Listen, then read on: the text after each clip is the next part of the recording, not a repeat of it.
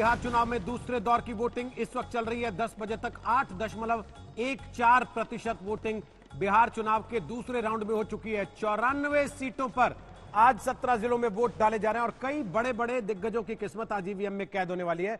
देखिए, कई बड़े चेहरे चुनाव मैदान में आज वोट डालने के लिए पहुंचे भी हैं। नीतीश कुमार ने वोट डाल दिया, तेजस्वी यादव ने वोट डाल दिया, चिराग पासवान भी वोट डालने के लिए पहुंचे, सुशील मोदी ने वोट डाला, राबड़ी देवी ने वोट डाला, नित्यानंद राय और सीपी ठाकुर ने भी अपने अपने मताधिकार का इस्तेमाल किया है। सभी नेता वोटिंग सेंटर से बाहर निकलने के बाद, पोलिंग सेंटर से बाहर निकलने के बाद लोगों से अपील कर रहे हैं कि अपने घरों से बड़ी तादाद में निकलें और अपने मताधिकार का इस्तेमाल करें। लेकिन अभी तक अपील का कोई बहुत ज्यादा असर दिख नहीं रहा, मौसम की वजह से या कोरोना की वजह से, कारण जो भी हो, लेकिन इस समय तक वोटिंग की रफ्तार धीमी है। कम से कम 10 बजे तक 8.14% वोटिंग बिहार के दूसरे चरण में हुई है। मैं सभी बिहार के लोगों से अपील करूंगा कि सभी लोग जो है मतदान केंद्र पे जाकर के इस लोकतंत्र का जो फेस्टिवल है, जो लोकतंत्र का जो त्योहार है, इसमें भागीदारी ज्यादा से ज्यादा लें। आज बिहार के लोग पढ़ाई, दवाई, कमाई, सिंचाई, महंगाई और सुनवाई और कार्रवाई वाली सरकार को चुनना चाहते हैं। मुझे पूरा भरोसा है कि लोकतंत्र में सब लोग अपने मतों का इस्तेमाल करके बदलाव जरूर करेंगे। मैं सभी मतदाताओं से ही अपील करूंगा कि कोरोना से डरे नहीं और जिस तरह प्रथम चरण के अंदर भारी मतदान हुआ है, उसे भारी मतदान दूसरे चरण में होना चाहिए, क्योंकि दूसरे चरण के अंदर जो सीटें हैं वहाँ आबादी का घनत्व बहुत ज़्यादा है पहले की तुलना में। इससे लोग घरों से निकले और वोट करें, इसलिए सभी लोगों से अपील है, खास करके पटना शहर के अंदर जो शहरी मतदाता है। भागलपुर में सत्यजीत हमारे सहयोगी इस समय लाइव हमारे साथ आ गए हैं। वोटिंग कैसी चल रही है वहां आपको लेकर चलेंगे। आलोक मेहता हमारे साथ है, संगीत रागी हमारे साथ हैं, आशुतोष हमारे साथ हैं और संजय कुमार हमारे साथ हैं। सत्यजीत, दिखाई जरा ग्राउंड रिपोर्ट क्या है वहां की। देखिए, बिल्कुल रोहित, दिखाने के लिए यही है कि मोटिवेटिंग विजुअल्स जो है वो नहीं है। ये आप देखिए, डेजर्टेड लुक है बूथ का बिल्कुल। और ये जो है दृश्य सिर्फ इस बूथ का नहीं है, पूरे भागलपुर शहर की अगर हम बात कर लें तो पूरा भागलपुर शहर में अगर हम बात करें तो इसी तरह के दृश्य जो है वो हर जगह दिख रहे हैं। जो आप कह सकते हैं कि जो डेमोक्रेसी है उसके लिए गुड ओमेन नहीं है। लोगों को अपना जो अधिकार लोकतंत्र ने दिया है कि आप इलेक्ट कर सकते हैं गवर्नमेंट को, government for the people, of the people, by the people, उसको समझना चाहिए। हालांकि यहाँ पे कुछ लोगों से बात की तो हम ये दलील दिया गया कि टाइम स्पैन जो है 7 से 5 बजे के बीच का है, तो समय बहुत है, लोग टुकड़े में आ रहे हैं, वोटिंग कर रहे हैं। और इस बूथ की अगर हम बात करें तो यहाँ पे 2 पोलिंग स्टेशन हुआ करता था, उसको 4 कर दिया गया है। यानी अगर 500 लोगों का था तो 125 लोग चारों जगह पोल करेंगे, लेकिन वो उनको आना तो चाहिए, वो 125 लोग भी नहीं आ रहे हैं। और दूसरी बात यह है कि आज जो पार्टिसिपेशन युवाओं का होना चाहिए था वो नहीं दिखा है। युवा के रूप में जो एजेड लोग हैं वो डॉन कर लिए हैं कैप युवा का। एक ऑक्टाजेनेरियन और सेप्टाजेनेरियन को हम लोगों ने देखा कि उनमें उत्साह था, वो उन्होंने अपने आके मताधिकार का प्रयोग किया, फ्रेंचाइजी का एक्सरसाइज किया। स्पेशली एबल्ड जो हैं वो आ रहे हैं, वो अपील कर रहे हैं कि आप घरों से बाहर निकल कर आएं। और ये जो साइड किया जा रहा है रीजन की कोरोना है, तो कोरोना जो है इसके पिछले फेज में भी था, उस वक्त लोगों ने पार्टिसिपेशन दिखाया था, उन्होंने पार्टिसिपेशन सुनिश्चित की थी। तो सिर्फ एकमात्र कारण कोरोना नहीं हो सकता है। वापस आते हैं आपके पास। सत्यजीत कह रहे हैं कि विजुअल बहुत मोटिवेटिंग नहीं है और डेमोक्रेसी के लिए गुड ओमेन नहीं है। हालांकि 48% वोटिंग भागलपुर में पिछली बार के चुनाव में हुई थी, जो कि औसत से कम थी। रामकृपाल यादव से भी आज तक ने बात की है, सुनते हैं वो क्या कह रहे हैं। तो बिहार में दूसरे चरण का मतदान शुरू है और पटना में हम मौजूद हैं। पटना में आप देखिए, मतदान करने पूर्व केंद्रीय मंत्री रामकृपाल यादव स्कूटी से जा रहे हैं। बीजेपी के पाटलिपुत्र के सांसद और इनके घर से कुछ ही दूरी पर इनका मतदान केंद्र है, वहां ये मतदान करने जा रहे हैं और हम भी साथ साथ चल रहे हैं। हालांकि हमसे बातचीत में काफी बातचीत हुई रामकृपाल यादव की और उन्होंने बताया है कि क्या स्थिति है आज के उसमें। रामकृपाल जी, क्या लग रहा है? बहुत अच्छा लग रहा है और मुझे लगता है कि पूरे चुनाव के बाद 10 तारीख को 2/3 बहुमत के साथ एनडीए की सरकार बनेगी नीतीश कुमार जी के नेतृत्व में। 10 तारीख के बाद एनडीए की सरकार बनेगी, लेकिन तेजस्वी यादव बड़ी तेजी से नेतृत्व के तौर पर उभरते हुए दिखाई दे रहे हैं। तेजी से जो दौड़ता है वो बहुत पीछे हो जाता है बाद के दिनों में। चलिए, तो तेज रफ्तार जो है ना, स्कूटी पे इंटरव्यू आशुतोष जी किया कभी आपने पहले? मैंने तो कभी नहीं किया भैया। दिया हो कभी? ना, आपने ना, तो चुनाव भी लड़ा, किसी कभी ने नहीं, आपसे कभी कहा हो? नहीं, कभी नहीं। चलिए, कोरोना काल है, सोशल डिस्टेंसिंग का ख्याल भी रखना है और नेता को छोड़ना भी नहीं है, बात भी करनी है। तो सुजीत जी स्कूटी से स्कूटी पे फॉलो करते हुए बात कर रहे थे। अभिषेक के पास एक बार चल रहे हैं पटना में, वो लाइव तस्वीरें वहां की दिखा रहे हैं। अभिषेक, सत्यजीत बता रहे हैं कि विजुअल बहुत मोटिवेटिंग नहीं है दरभंगा, वहां भागलपुर का, तो आप बताइए वहां कैसी तस्वीरें जहां आप खड़े हैं? देखिए रोहित, हम पटना के बीचों बीच पटना वुमेन्स कॉलेज में हैं। ये आप देख सकते हैं लोग हैं जो कि वोटिंग के लिए लगातार यहां आ रहे हैं। हालांकि बहुत ज्यादा प्रतिशत आप नहीं कह सकते, लेकिन लोगों को मोटिवेट करने के लिए जरूर कुछ चीजें दिखाई दे रही हैं। मैं प्राउड वोटर, इस तरह के कटआउट हैं। लोग वोटिंग के बाद अपनी निशान दिखा रहे हैं कि वो वोट कर रहे हैं। बच्चे भी आए हैं साथ साथ, तो कुछ न कुछ जो ये दृश्य है वो लोगों को मोटिवेट कर रहा है। आप लोग मोटिवेटेड हैं क्योंकि बहुत कम लोग आ रहे हैं आज वोट करने? नहीं, बिल्कुल मोटिवेटेड है। कोरोना का टाइम है, इसलिए लोग थोड़े से हो सकता है थोड़ा प्रिकॉशन लेके निकल रहे हो, लेकिन लोगों को आना चाहिए वोट देने। मुद्दे क्या हैं आप लोगों के, क्या लगता है? देखे आए हैं। वोट दे दिया आपने? हाँ, दे दिया। मुद्दे क्या हैं इस बार आप लोगों के लिए? सेफ्टी सिक्योरिटी मेन मुद्दा रहता है। सेफ्टी और सिक्योरिटी मुद्दा है। बहुत कुछ कहते हैं ये मुद्दे अपने आप से।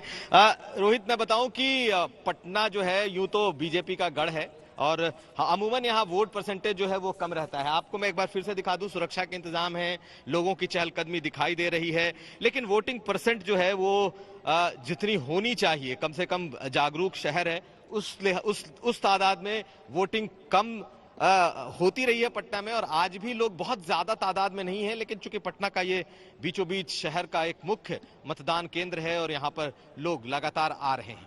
रोहित, 9.14% वोटिंग अभी तक का जो आंकड़ा हमारे पास आ रहा है चुनाव आयोग के जरिए से, वो ये बता रहा है सुबह 11 बजे तक 9.14% वोटिंग हुई है बिहार में, जो 94 सीटों पर आज वोट डाले जा रहे हैं। कुछ लोग जो बाहर निकले हैं वहां कोरोना के लिए सोशल डिस्टेंसिंग का ख्याल रखना, वहां मास्क का इस्तेमाल करना, ग्लव्स का इस्तेमाल करना, सैनिटाइजर का इस्तेमाल करना, ये सारी सुविधाओं का इंतजाम किया गया है। उसके बावजूद लोगों के मन में एक खौफ है। दूसरी तरफ प्रधानमंत्री नरेंद्र मोदी फारबिसगंज पहुंच चुके हैं, मंच पर भी आ गए हैं। अब से कुछ मिनट के बाद वो रैली को संबोधित करने वाले हैं, वहां पर भी आपको लेकर चलेंगे। उसके पहले फटाफट से एक कमेंट संजय जी आपका, ये देखिए ये तस्वीर आपको फारबिसगंज की दिखा रहे हैं, साथ साथ आपकी बात। 9.1% वोटिंग अभी तक 11 बजे तक। बहुत उत्साहित करने वाले तो ये आंकड़े नहीं हैं, लेकिन जैसा हम बार बार कह रहे हैं, हम अनुमान कर रहे हैं कि जैसे जैसे दिन चढ़ेगा, हालांकि दिन भी अब चढ़ चुका है, हम उम्मीद करते हैं लोग निकलेंगे, घर से आएंगे और वोट डालेंगे। लेकिन इसकी वजह यह है कि जैसा मैंने पहले भी कहा, कुछ शहरी इलाका है, ज़्यादा शहरी इलाका है इस राउंड में, जिसकी वजह से टर्नआउट थोड़ा कम दिखाई पड़ता है। अगर मैं पटना के आसपास के 3 विधानसभा क्षेत्रों की बात करूं और वहां 2015 में किस तरह का मतदान हुआ था, कुम्हरार एक कंस्टिट्यूएंसी है जहां सिर्फ 38% मतदान पिछली बार भी हुआ, बांकीपुर में 40% मतदान हुआ था, दीघा में 42% मतदान हुआ था। तो ये पटना और उसके आसपास की जो कंस्टिट्यूएंसी है, जो सब पूरे प्राइमरली शहरी इलाके हैं, इन सब जगहों पर मतदान पिछली बार भी कम हुआ था। 2010 के चुनाव की बात करें, उस बार भी कम हुआ था।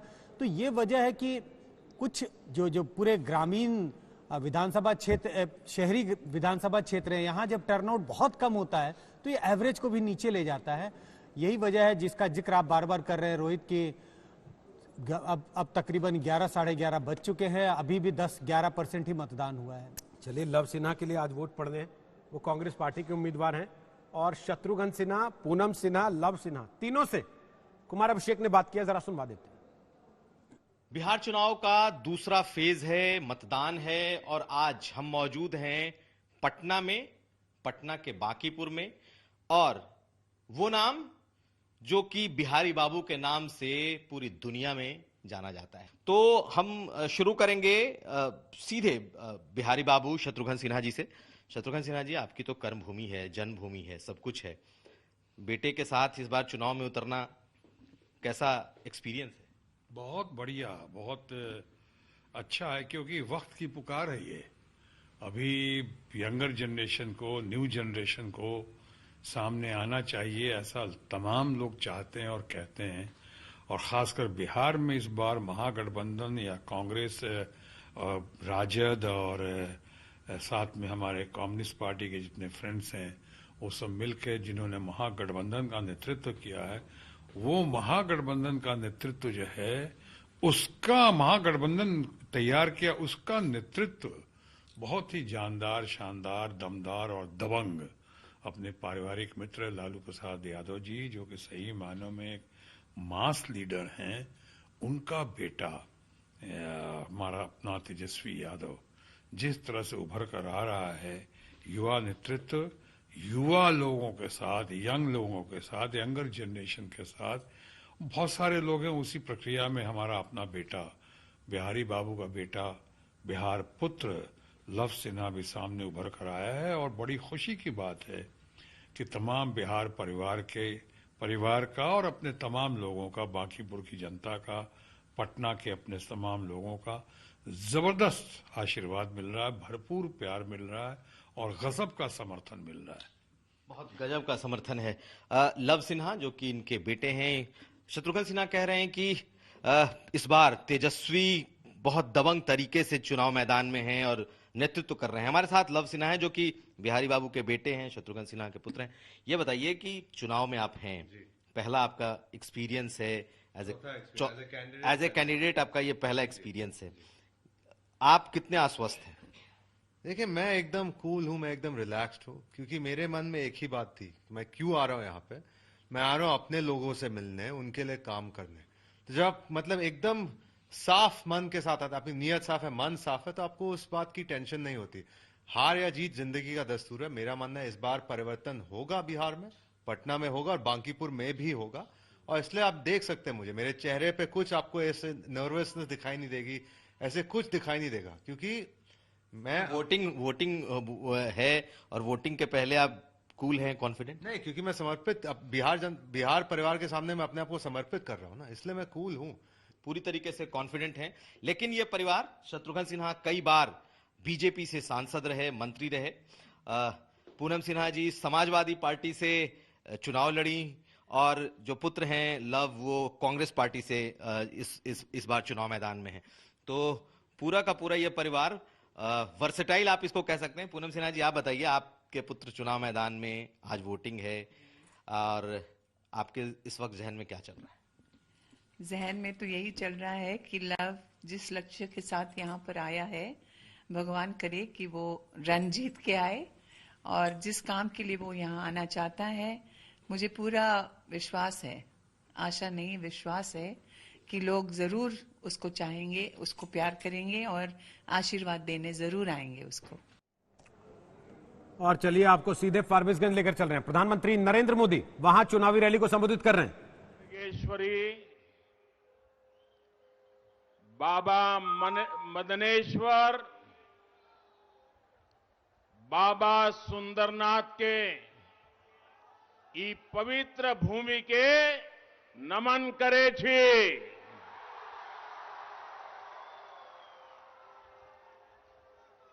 कथा शिल्पी, साहित्य शिरोमणि फणीश्वरनाथ रेणु जी के ई पावन भूमि पर अपने सबके अभिनंदन करे छी।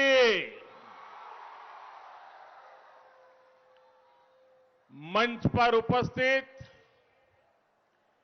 केंद्रीय मंत्रिमंडल के मेरे साथी श्रीमान अश्विनी कुमार चौबे जी, बिहार के पूर्व मुख्यमंत्री और हम पार्टी के अध्यक्ष श्रीमान जीतन राम मांझी जी, झारखंड के पूर्व मुख्यमंत्री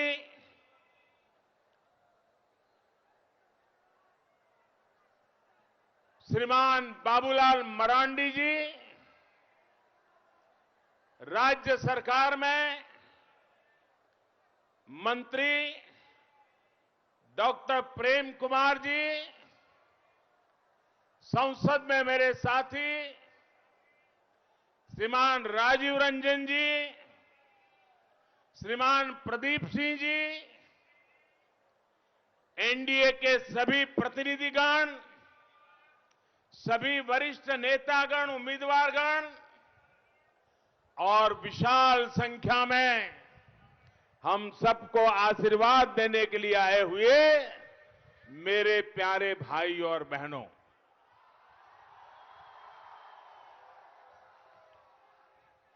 अररिया के साथ साथ पूर्णिया, किशनगंज और कटिहार सहित अनेक जिलों के लोग आज यहां मौजूद हैं।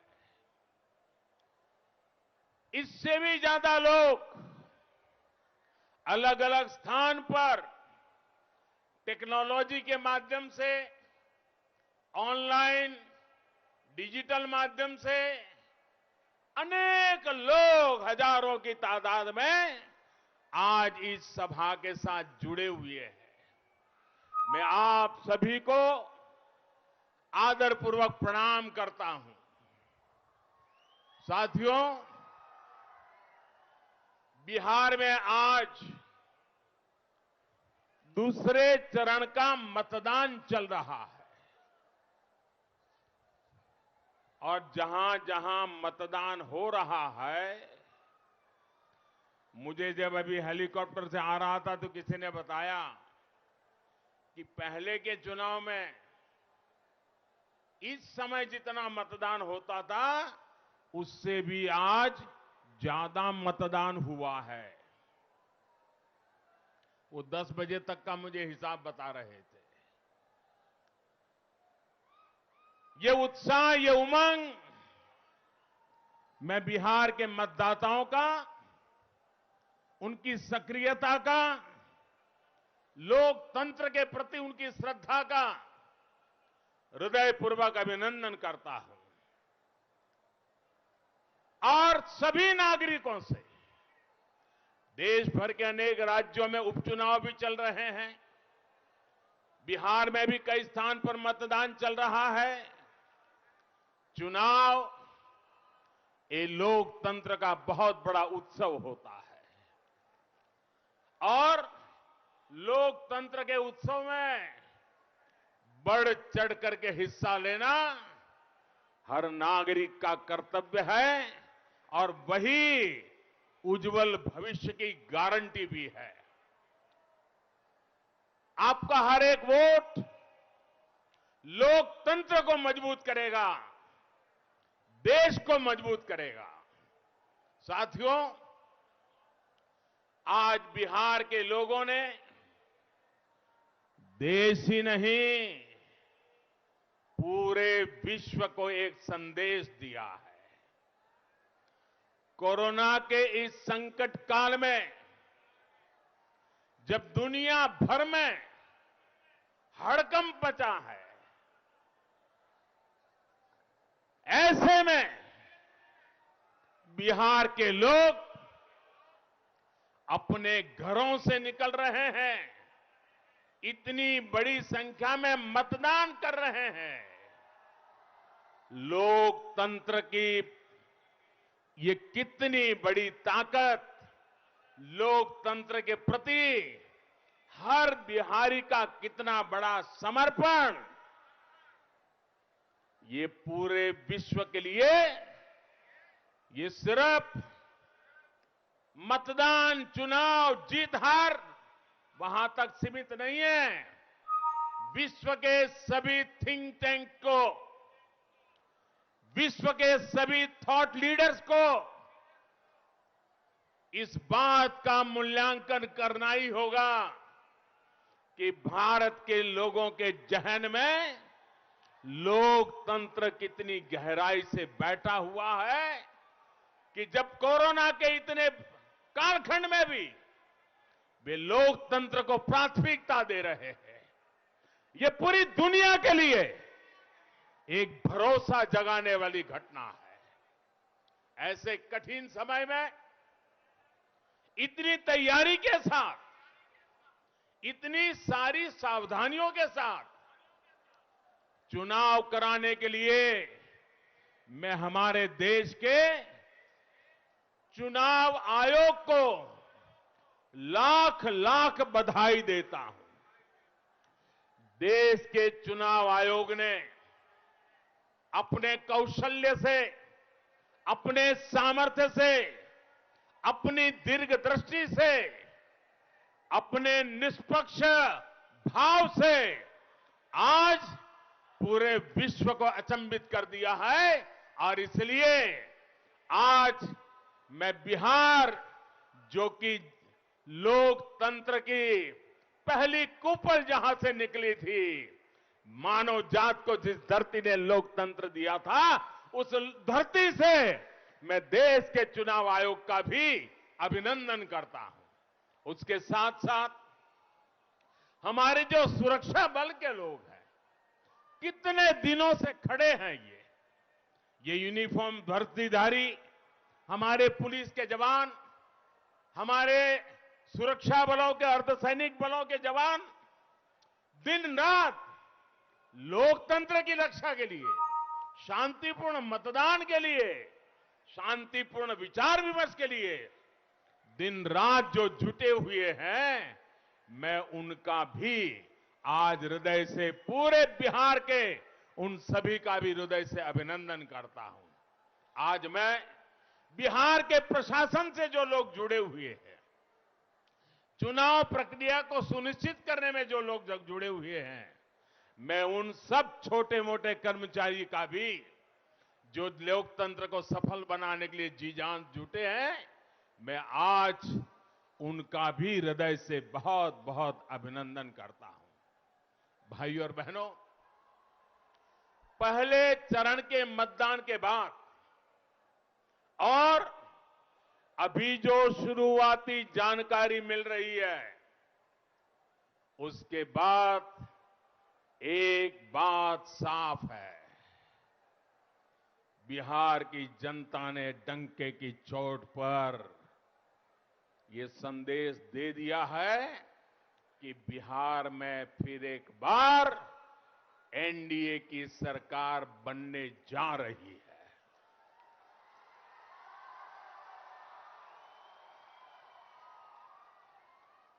बिहार की पवित्र भूमि ने ठान लिया है कि इस नए दशक में बिहार को नई ऊंचाई पर पहुंचाएंगे। बिहार के लोगों ने जंगल राज को, डबल युवराजों को सिरे से नकार दिया है। बिहार में एक कहावत है, और बड़ी सटीक कहावत है। बिहार की उस कहावत में कहा है, सब कुछ खैनी, सब कुछ खैनी, दूगो भुजाना चबैनी। यानी भर पेट भोजन करने के बाद भी खाने वाले की नजर अब भुजा पर है। यही इनकी सोच है। आज एनडीए के विरोध में जो लोग खड़े हैं, वो इतना कुछ खाने पीने के बाद अब फिर से बिहार को लालच भरी नजरों से देख रहे हैं। लेकिन बिहार की जनता जानती है कि कौन बिहार के विकास के लिए प्रतिबद्ध है और कौन अपने परिवार के विकास के लिए। भाइयों और बहनों, आज बिहार में परिवारवाद हार रहा है, जनतंत्र फिर से जीत रहा है। आज बिहार में रंगबाजी और रंगदारी हार रही है, विकास फिर से जीत रहा है। आज बिहार में अहंकार हार रहा है और परिश्रम फिर से जीत रहा है। आज बिहार में घोटाला हार रहा है और लोगों का हक फिर से जीत रहा है।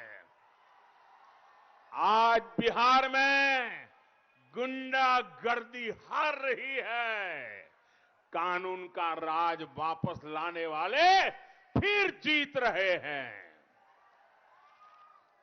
भाइयों और बहनों,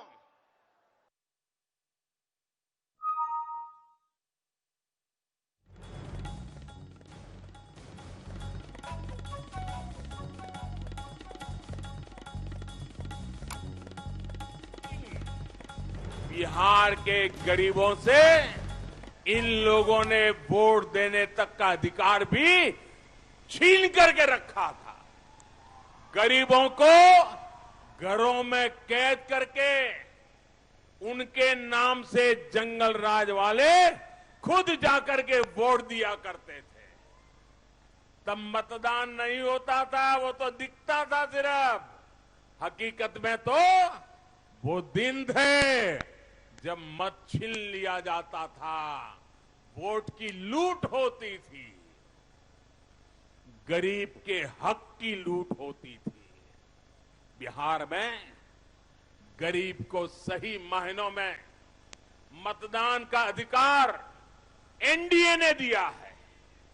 आज बिहार में दलित हो, महादलित हो, पिछड़ा हो, अति पिछड़ा हो, वंचित हो, किसी भी वर्ग का हो, किसी को भी मानने वाला हो, उसे अपनी पसंद के उम्मीदवार को चुनने का अधिकार मिला है। आज तो मैं माहौल यहां तक देख रहा हूं, मैं सोशल मीडिया कभी कभी देखता रहता हूं। इन दिनों मैं देख रहा हूं कि बिहार में महिलाएं कह रही है भाई घर वालों को जो करना है करेंगे, मैं तो मोदी के साथ चलूंगी। बिहार की हर मां, बिहार की हर बेटी आज हम सबको आशीर्वाद दे रही है। यही तो लोकतंत्र की अपनी एक ताकत है भाइयों। साथियों, अगर बिहार में पहले जैसे ही हालात होते तो सच मानिए गरीब मां का ये बेटा कभी प्रधानमंत्री नहीं बन पाता, आपका प्रधान सेवक नहीं बन पाता। आज जब गरीब को अपना अधिकार मिला है तो वो उसने देश की राजनीति की दिशा तय करने की कमान भी खुद संभाल ली है। अब वो सिर्फ अपना ही नहीं, देश के भविष्य, देश की आकांक्षा को पूरा करने में ही उतना ही साझेदार है, उतना ही भागीदार है।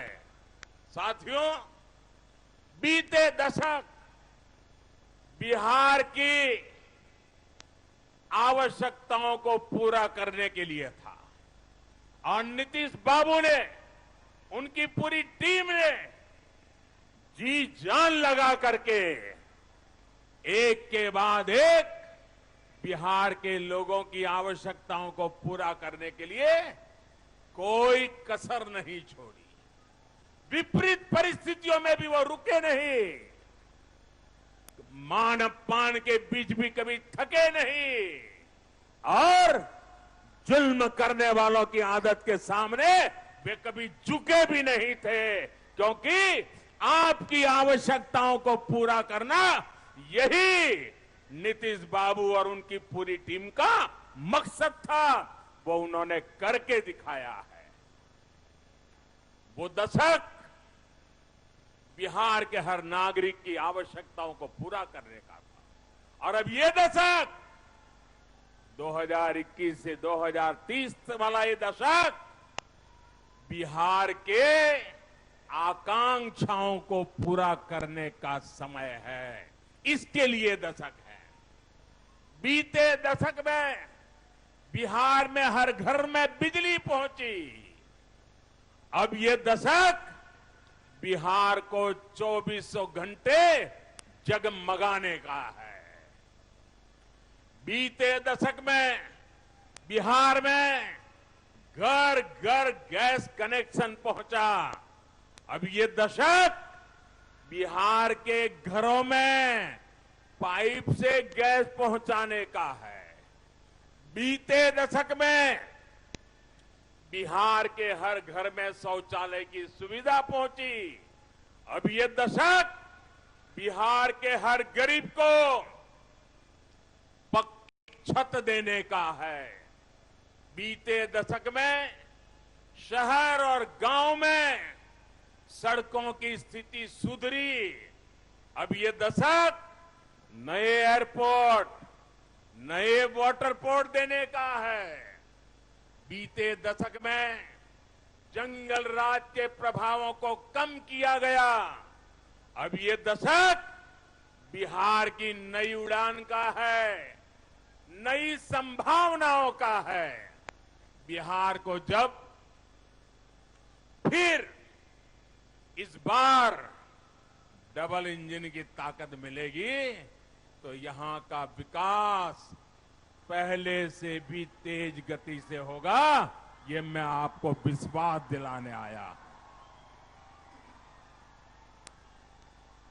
भाइयों और बहनों, सबका साथ, सबका विकास, सबका विश्वास के मंत्र पर चलते हुए आज एनडीए सरकार बिना किसी भेदभाव लोगों के हितों के लिए काम कर रही है।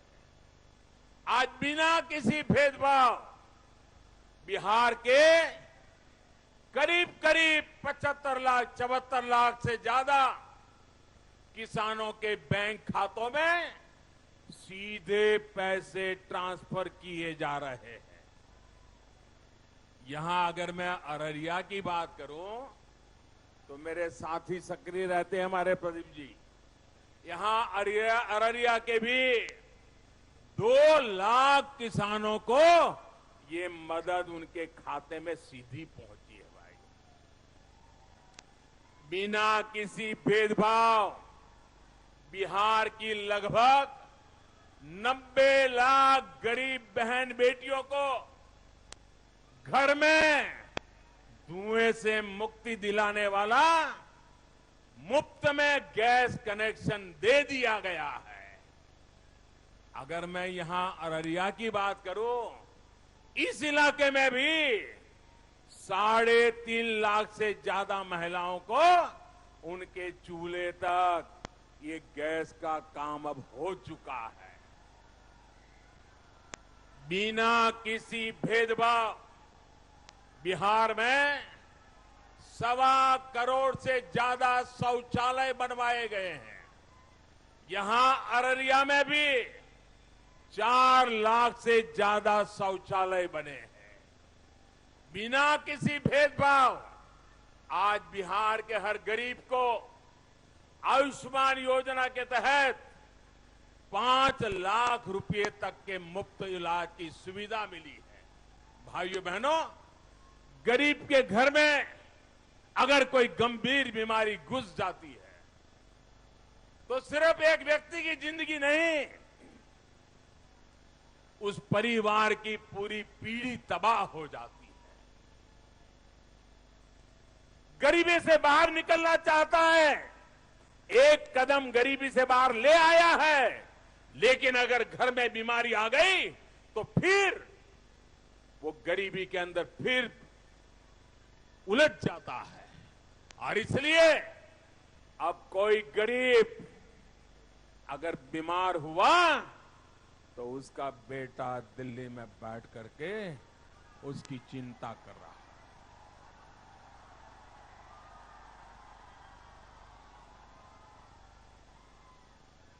मेरा गरीब अब दवाई के बिना, मेरा गरीब अब डॉक्टर के बिना, मेरा गरीब अब अस्पताल के बिना जिंदगी और मौत के बीच जूझता नहीं रहेगा।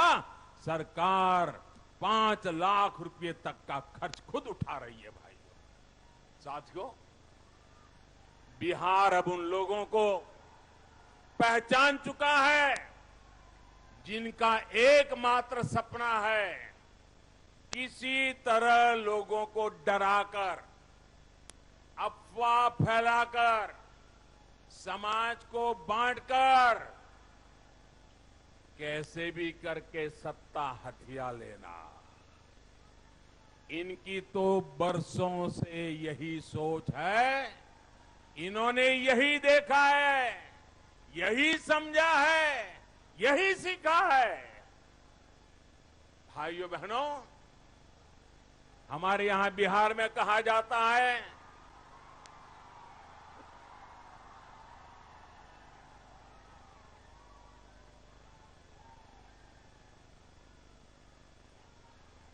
साथियों, ये आपका उमंग, ये उत्साह, ये विराट जनसागर,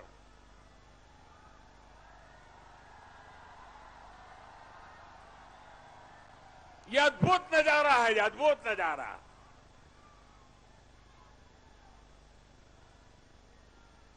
भाइयों बहनों, हमारे यहां बिहार में कहा जाता है अनकर धन पाई। बिहार में कहा जाता है अनकर धन पाई त नौ मन तो लाई।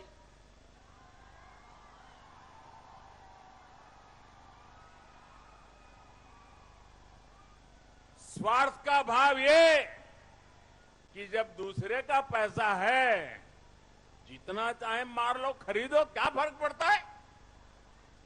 जब जनता का पैसा है तो जितना चाहे लूटो। ये लोग जनता के लिए, आपके लिए काम नहीं कर सकते। लेकिन आज बिहार की जनता, देश की जनता इन सब लोगों की सच्चाई बराबर जान चुकी है। आप देखिए, ऐसे ही झूठ बोल बोल कर कांग्रेस ने देश के लोगों को क्या क्या सपना दे ही दिखाया। याद कीजिए दशकों पहले की वो दिन, उछल उछल करके बोल रहे थे गरीबी हटाएंगे, गरीबी हटाएंगे, गरीबी हटाएंगे। चुनाव आते ही कहते थे किसानों का कर्ज माफ करेंगे, माफ करेंगे। कभी फौजियों को मिलते थे तो कहते थे देखिए वन रैंक वन पेंशन लागू करेंगे, वन रैंक में पेंशन लागू करेंगे।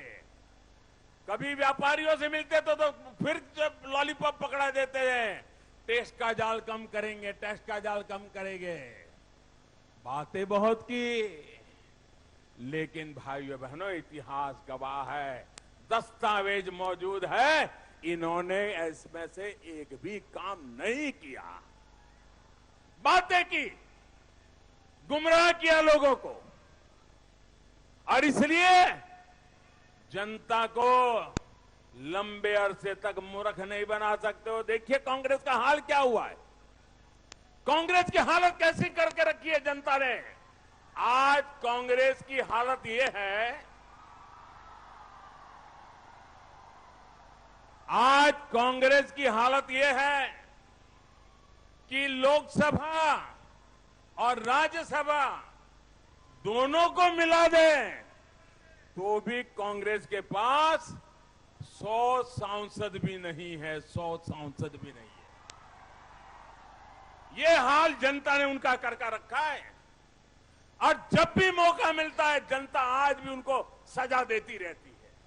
और इतना ही नहीं, इस देश के अनेक राज्य ऐसे हैं जिन राज्यों ने कांग्रेस के एक भी बंदे को लोकसभा राज्यसभा तक पहुंचने नहीं दिया।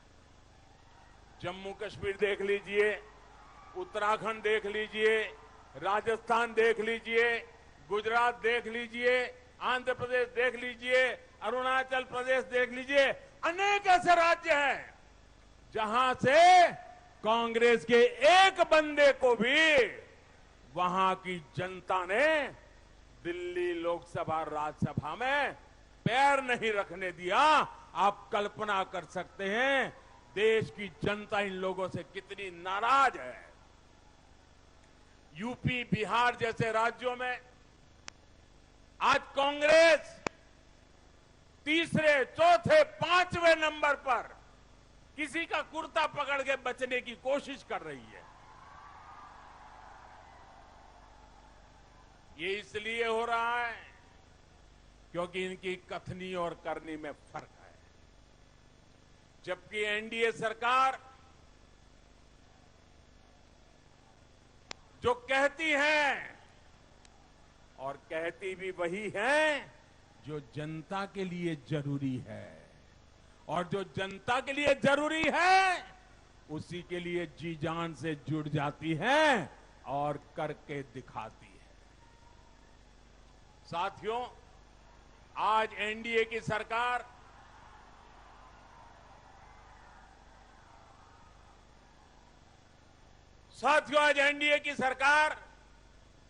देश के, बिहार के लोगों की एक एक परेशानी को दूर करने के लिए काम कर रही है।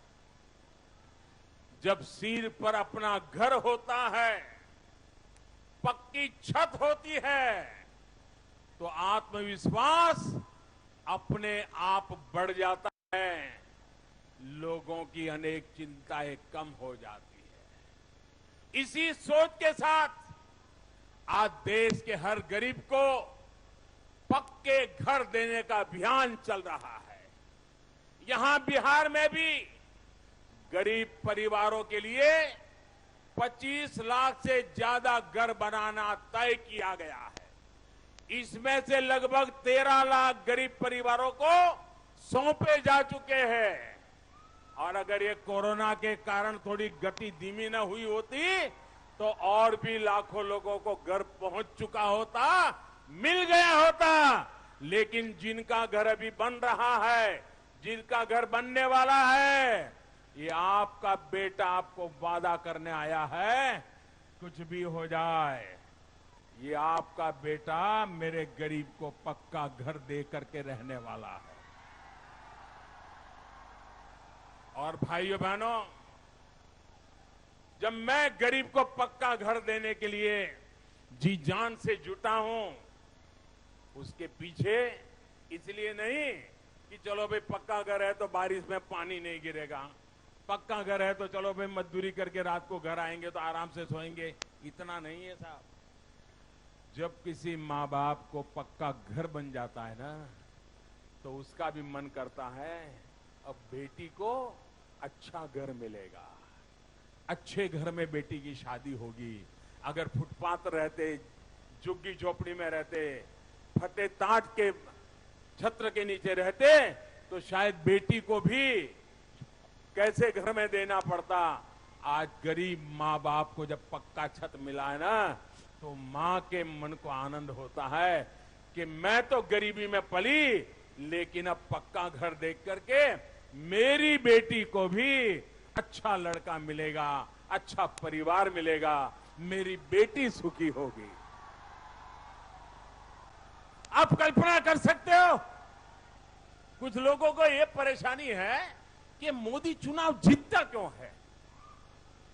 अरे मोदी चुनाव इसलिए जीतता है भाई कि ये माताओं बहनों के, उनकी बेटियों की चिंता दूर करने का काम मोदी करता है। इसलिए माताएं बहनें ये मोदी पर आशीर्वाद देती रहती है, और तब जाकर के ये गरीबों का बेटा गरीबों की सेवा में अपना जीवन खपाता रहता है। यहां अररिया में भी 80,000 गरीबों को प्रधानमंत्री आवास योजना के तहत पक्का घर दिया जा चुका है। जिन लोगों को मैंने पहले ही कहा अभी घर नहीं मिल पाया है, काम चल रहा है। जो भी पैसे होंगे उस पर पहला अधिकार आपका होगा। आपका घर भी जल्द से जल्द बनेगा। और इसके लिए जब नीतीश बाबू दोबारा आ जाएंगे, फिर से तेज गति से काम शुरू हो जाएगा और उन घरों को भी बना दिया जाएगा। भाई और बहनों, गांव देहात के लोगों की एक और बड़ी दिक्कत रही है, घर के मालिकाना हक, जमीन के मालिकाना हक को लेकर। घर तो था, बाप दादा रहते थे, लेकिन पता नहीं था भाई कागज कहाँ है, कहाँ पड़ा है, कौन। और कभी अगर कहीं रिश्तेदार के यहाँ कहीं जाना है 2-4 दिन के लिए, तो भी मन में रहता था कि वापस आएंगे तब घर हमारा बचेगा कि कोई बैठ जाएगा, अंदर घुस जाएगा, कोई कब्जा कर लेगा। कभी अड़ोस पड़ोस के लोग चिल्लाते थे, देखो 2 फुट तुम मेरे यहाँ घुस गए, तुम्हारा 2 फुट तो जमीन तेरी नहीं मेरी है, 2 गज जमीन मुझे वापस दे दो, और मारकाट हो जाती थी। कोई गांव ऐसा नहीं था जहां ये मुसीबत नहीं थी। भाइयों बहनों, मैं मध्यम वर्ग के व्यक्ति, निम्न मध्यम वर्ग के व्यक्ति, गांव में रहने वाले व्यक्ति, उनकी परेशानी भी समझता हूं। और इसलिए हमने इस परेशानी को दूर करने के लिए भारत सरकार ने एक योजना शुरू की है। इसका नाम है स्वामित्व योजना। इस योजना के तहत गांव के लोगों को घर का, जमीन का प्रॉपर्टी कार्ड दिया जा रहा है, और वो भी टेक्नोलॉजी से। गांव के ऊपर ड्रोन घुमाया जाता है और ड्रोन से जगह टेक्नोलॉजी से तय की जाती है। गांव वालों के सामने उसको दिखाया जाता है और वही निर्णय करके टेक्नोलॉजी से फोटो निकाल करके दे दिया जाता है, ये यहां से यहां तक तुम्हारी जमीन है, तुम्हारा घर है, अब तुम उसके मालिक हो भाइयों।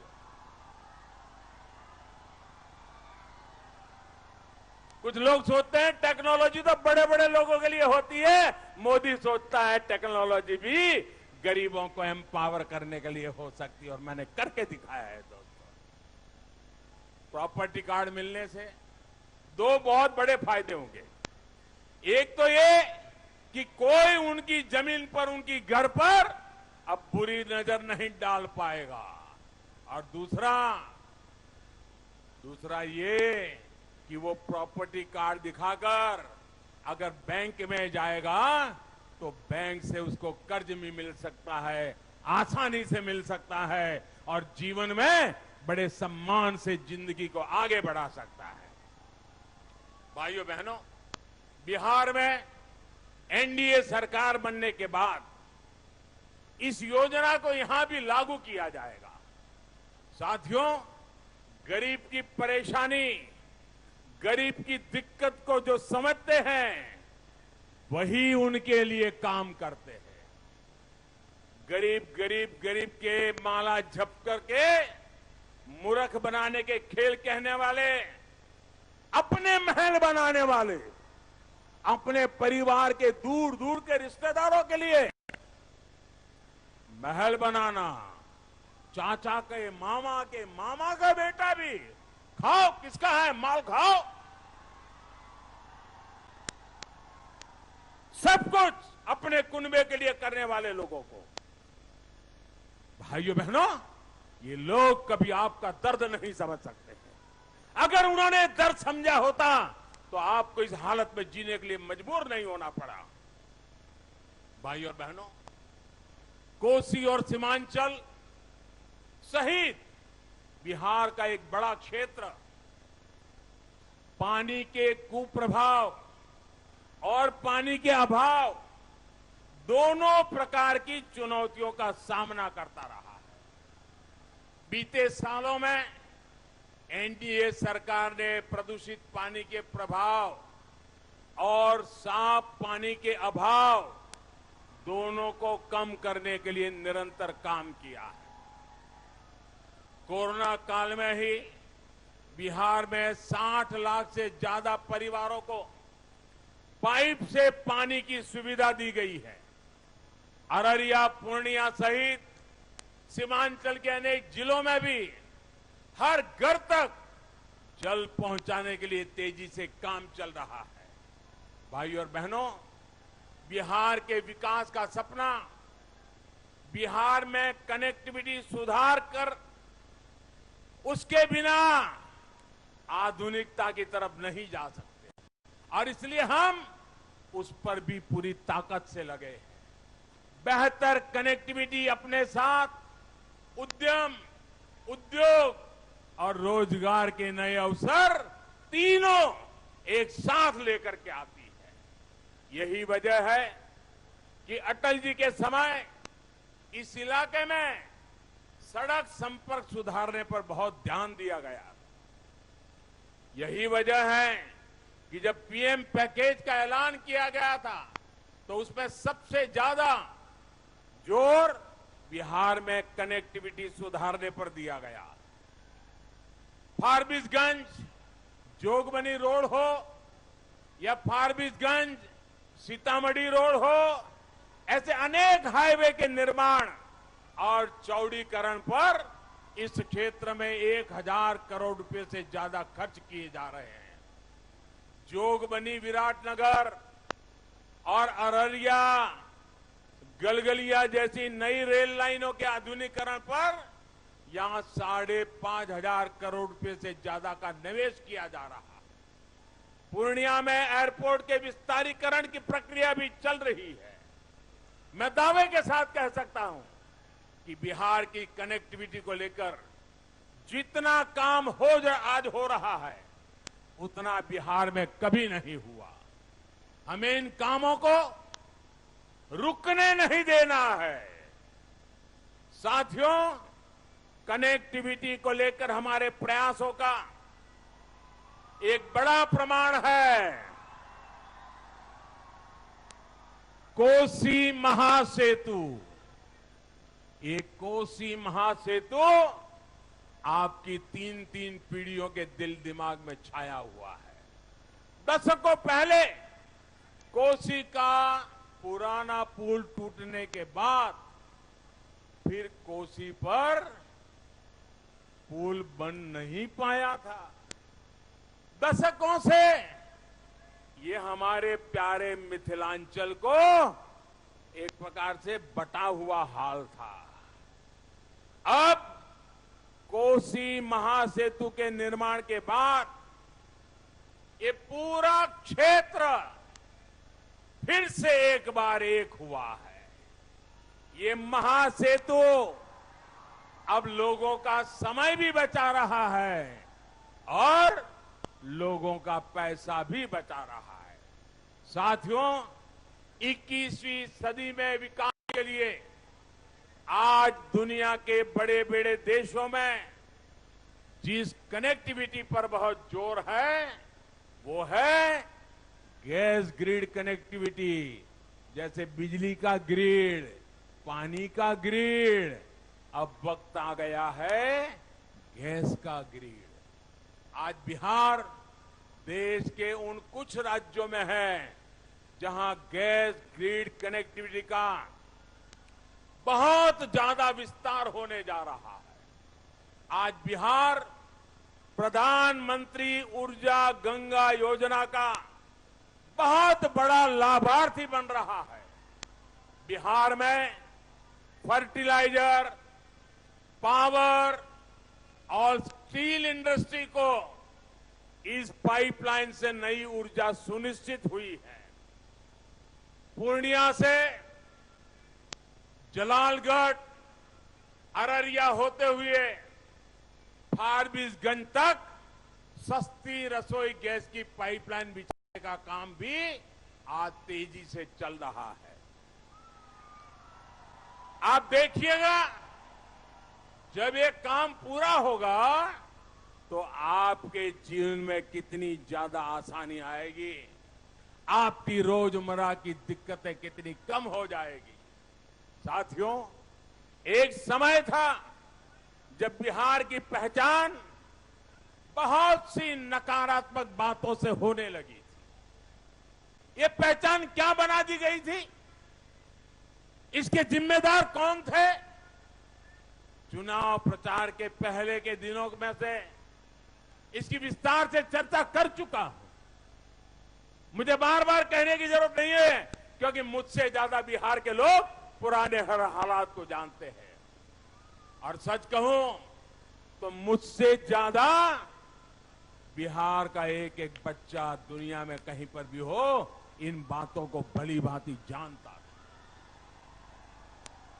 क्या हाल बना के रखा था बिहार का। अब आज मुझे खुशी है कि बिहार की पहचान बदल रही है। आज आधुनिकता के ऐसे प्रोजेक्ट्स जिनकी पूरी दुनिया में चर्चा हो, बिहार से शुरू हो रहे, बिहार में चल रहे हैं, उसकी चर्चा हो। भाइयों और बहनों, कुछ दिन पहले ही बिहार के हर गांव को ब्रॉडबैंड इंटरनेट से जोड़ने का अभियान की शुरुआत हुई है। इससे बिहार के युवा घर बैठे ही देश और दुनिया में अच्छी पढ़ाई और बिजनेस के अवसरों से जुड़ पाएंगे। हमारी जीविका दीदियों को भी इससे बहुत ज्यादा लाभ होगा। जो वो उत्पाद बनाती हैं, उनकी ऑनलाइन सेल अब और आसान होगी। तेज इंटरनेट जब जीविका दीदियों के समूहों को मिलेगा तो उनकी बनाई चीजें और आसानी से दुनिया के बाजारों तक पहुंच पाएगी। आपके सामने पूर्णिया का अरण्यक एफपीओ एक मिसाल है, जो मक्के के कारोबार से जुड़ा है, जिसकी प्रसिद्धि दूर दूर तक हो रही है। साथियों, ये मक्का और ये मखाना इसी का तो एक क्षेत्र है। यहां केला, पटसन, चाय, ऐसी अनेक उपज, ऐसे अनेक उत्पाद जिले जिले गांव गांव में पैदा होते हैं। आत्मनिर्भर बिहार इन उत्पादों को देश और दुनिया के बड़े बड़े बाजारों में और आसानी से पहुंचाएगा और पहले से अनेक गुना ज्यादा पहुंचाएगा। हाल में जो कानूनी सुधार किए गए हैं, हजारों करोड़ रुपए के फंड की व्यवस्था की गई है, उससे भी इसमें बहुत भारी मदद करेगी। इन कानूनों के सुधारों के बाद अब गांव के पास ही भंडारण की, कोल्ड स्टोरेज की आधुनिक सुविधाएं करना आसान हुआ है। बिहार के किसान और यहां के युवाओं को 1 लाख रुपए के विशेष फंड से भी बहुत लाभ होगा। साथियों, बिहार के युवा इतने सामर्थ्यवान है कि जो सुविधा उन्हें देश के बाकी हिस्सों में मिलती है, अगर वही सुविधा बिहार में मिल जाए तो बिहार का नौजवान कमाल करके दिखा सकता है। भाइयों, इसी सोच के साथ बिहार में हर जिले में इंजीनियरिंग कॉलेज, हर लोकसभा क्षेत्र में मेडिकल कॉलेज, एम्स, आईआईटी और आईआईएम जैसे संस्थानों पर हम पूरी ताकत से ध्यान दे रहे हैं, बल लगा रहे हैं। बिहार के युवाओं को नई राष्ट्रीय शिक्षा नीति से भी बहुत लाभ मिलेगा। बिहार के गांव और गरीब के घर में पैदा हुए बेटे और बेटी के सामर्थ्य का आकलन सिर्फ उसको चपाचप अंग्रेजी बोलना आता है कि नहीं आता है, इतने मात्र से नहीं होगा, बल्कि उसके ज्ञान से ही उसकी ताकत का परिचय हो जाएगा। भाइयों बहनों, नई राष्ट्रीय शिक्षा नीति में मातृभाषा में मेडिकल, इंजीनियरिंग और ऐसे महत्वपूर्ण विषयों की पढ़ाई का जो विकल्प दिया गया है, उसे भी बिहार में तेजी से लागू किया जाएगा। अब गरीब मां का बेटा अंग्रेजी नहीं पढ़ा है, इसलिए डॉक्टर बनने से उसके कोई रोक नहीं सकता है, वो भी अब डॉक्टर बन सकता है। गरीब मां का बेटा इंजीनियर बन सकता है। साथियों, बिहार की इस गौरवशाली धरती को आत्मनिर्भर भारत, आत्मनिर्भर बिहार के संकल्प के साथ आगे बढ़ाना है। इस संकल्प की सिद्धि सभी की भागीदारी से संभव है, सभी के सक्रिय सहयोग से संभव है। इसी संकल्प के साथ आपको अपना एक एक वोट एनडीए यानी भाजपा, जेडीयू, हम पार्टी और